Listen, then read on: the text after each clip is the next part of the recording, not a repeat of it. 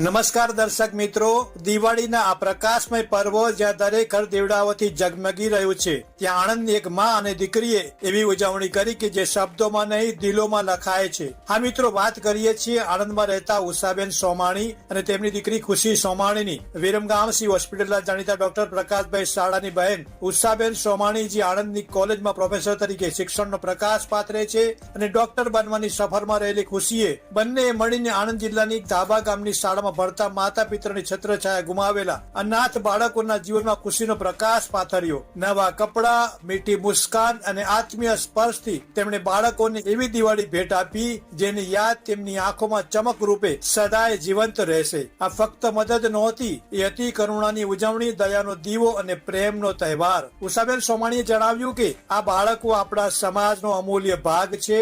દિવાળીનો સાચું આનંદ ત્યારે જ મળે જ્યારે આપણે આપણી ખુશી કોઈ બીજા સાથે વહેંચીએ. ઉષાબેન સોમાણી અને ખુશી સોમાણી માનવતાની એ દિવેટ બન્યા જેમણે અનાથ બાળકોના દિલોમાં દીવા પ્રગટાવ્યા.